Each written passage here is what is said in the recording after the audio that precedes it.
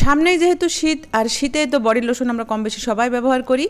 আজকে আমি ঘরে তৈরি বডি লোশন আপনাদের সাথে শেয়ার করব। এই বডি লোশন আপনি ঘরে তৈরি করে নিতে পারবেন। বাজারের বডি লোশন দেখা যায় ব্যবহার করার কিছুক্ষণ পরে হাত পা শুষ্ক হয়ে যায় আর একটা পানি পানি ভাব হয়ে যায়, তখন হাত পা কিন্তু ড্রাই হয়ে যায়। তো আপনি ঘরে তৈরি করা এই লোশন যদি ব্যবহার করেন, আপনার স্কিন থাকবে একেবারে সফট নরম। এটা ছোট বড় সবাই ব্যবহার করতে পারবেন, আপনাদের জন্য আলাদা আর কোনো লোশন কিনতে হবে না। তো এই লোশনটা আমি কিভাবে তৈরি করেছি দেখতে থাকুন। ভিডিওটি দেখলে আপনারাই উপকৃত হবেন। অল্প খরচে অল্প কিছু উপকরণ দিয়ে আপনি ঘরে কিন্তু খুব সহজে এই লোশনটি তৈরি করে নিতে পারবেন। সামনে যেহেতু শীত, আপনাদের আর টাকা খরচ করে বাজার থেকে লোশন কিনতে হবে না। আপনি যেই টাকা দিয়ে বাজার থেকে লোশন কিনবেন সেই টাকা খরচ করে কিন্তু ঘরে অনেকগুলো লোশন তৈরি করে নিতে পারবেন। তার জন্য কি করতে হবে দেখে নিন বন্ধুরা। প্রথমে যেটা করতে হবে, অবশ্যই কিন্তু একটি পরিষ্কার বাটি নিয়ে নিতে হবে, কোনো রকম পানি থাকা যাবে না। সেই বাটির ভিতরে আমি দিয়ে দিচ্ছি এখানে 4 চামচ অ্যালোভেরা জেল। এখানে কিন্তু কেনা অ্যালোভেরা জেলই ব্যবহার করতে হবে, যেহেতু এটা আমি সংরক্ষণ করব তাই। এখানে গাছের অ্যালোভেরা জেল ব্যবহার করলে কিন্তু হবে না। আর এই অ্যালোভেরা জেল এখানে নিয়ে নিতে হবে 4 চামচ। আমি মেজারমেন্ট বলে দিচ্ছি, আপনারা যদি বেশি করে বানাতে চান তাহলে পরিমাণ বাড়িয়ে দিবেন, আর কম করতে চাইলে পরিমাণও কমিয়ে দিবেন। তো আমি এখানে 4 চামচ অ্যালোভেরা জেল দিয়ে দিচ্ছি। সেই সাথে এখানে আমি দিয়ে দিব 2 চামচ পরিমাণ গ্লিসারিন। অবশ্যই মাথায় রাখতে হবে 4 চামচ অ্যালোভেরা জেলের সাথে 2 চামচ গ্লিসারিন। তো আমি দেখুন এখানে এই গ্লিসারিনটা ব্যবহার করছি, আপনারা যে কোনো ব্র্যান্ডের গ্লিসারিন ব্যবহার করতে পারেন, কোনো সমস্যা নেই। তো আমি এখানে মেপে 2 চামচ গ্লিসারিন দিয়ে দিচ্ছি।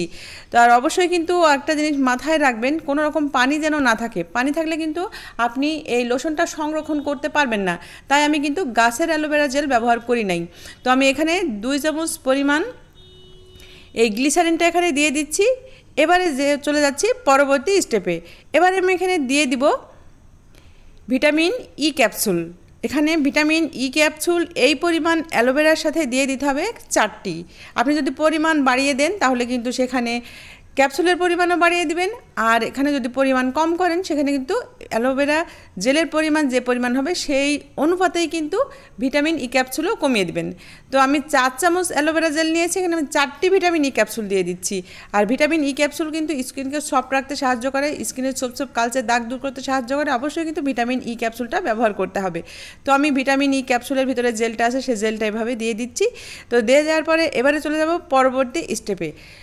লাস্টে আমি যেটা ব্যবহার করব সেটা হচ্ছে বেবি অয়েল। যদি বেবি অয়েল আপনার ঘরে না থাকে তাহলে কি করবেন, তাহলে অবশ্যই বাদামের তেল ব্যবহার করতে হবে। আবার বাদামের তেলও যদি আপনার ঘরে না থাকে সেক্ষেত্রে আপনি ব্যবহার করতে পারেন খাঁটি বিশুদ্ধ নারিকেল তেল। আর এখানে কোনো সুগন্ধি নারিকেল তেল নয়, কিন্তু বিশুদ্ধ নারিকেল তেলটাই ব্যবহার করতে হবে। তো আমি এখানে বাদামের তেলটাই ব্যবহার করছি। এখানে আমি বাদামের তেল দিয়ে দিলাম 1 চামচ পরিমাণ। এবারে আমি দিয়ে দিব অলিভ অয়েল। অলিভ অয়েলও আপনারা কিন্তু দিতে পারেন 1 চামচ পরিমাণ, খুব বেশি দেওয়ার প্রয়োজন পড়বে না। আমি অলিভ অয়েল জাস্ট এখানে 1 চামচ পরিমাণই ব্যবহার করছি। তো এখানে তেলের পরিমাণ হলো কিন্তু 2 চামচ।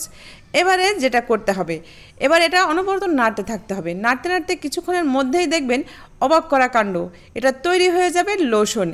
এতটাই পারফেক্ট হবে এই লোশনটা, আপনি কল্পনা করতে পারবেন না। এটা যখন আপনারা হাতে পায়ে ব্যবহার করবেন চমকে উঠবেন। আপনার স্কিন একেবারে সফট থাকবে, বেবি স্কিনের মতো এতটাই সফট থাকবে, কোনোদিনও আপনার স্কিন ড্রাই হবে না, ফাটবে না। এই প্রচণ্ড কনকন শীতেও কিন্তু আপনি এই লোশনটা ব্যবহার করতে পারবেন। সবথেকে বড় কথা, বাড়ি ছোট বড় বয়স্ক বৃদ্ধ সবাই কিন্তু নিশ্চিন্তে এই লোশনটি ব্যবহার করতে পারবেন। আর এই লোশনটি আপনি সংরক্ষণও করতে পারবেন। আপনি চাইলে কিন্তু এভাবে লোশন তৈরি করে বাজারে বিক্রিও করতে পারবেন। এতটাই পারফেক্ট এই লোশনটি। এটা আপনি ব্যবহার করলে আপনার স্কিন হবে ধবধবে সাদা এবং সফট। তো দেখুন আমি কিন্তু অলরেডি লোশনটা তৈরি করে নিয়েছি, আর লোশনটার থিকনেস দেখে বুঝতে পারছেন কতটা পারফেক্ট হয়েছে। এবারে এটা আমি কৌটায় ভরে নিব, আর কৌটাটা অবশ্যই পরিষ্কার পরিচ্ছন্ন হতে হবে এবং কোনো রকম পানি থাকা যাবে না।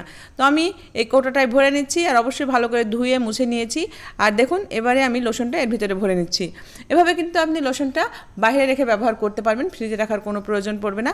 তাহলে কি হলো, বাজার থেকে কিন্তু লোশন কেনার দিন শেষ। আপনি এই সকল উপকরণ দিয়ে ঘরেই কিন্তু খুব সুন্দর লোশন আপনি তৈরি করে নিতে পারবেন।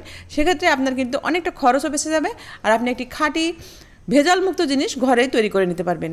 ভিডিওটি অনেক উপকারী, অবশ্যই ট্রাই করবেন। ভালো লাগলে বেশি বেশি শেয়ার করে দিবেন। সবাই ভালো থাকবেন। আল্লাহ হাফেজ। আসসালামু আলাইকুম।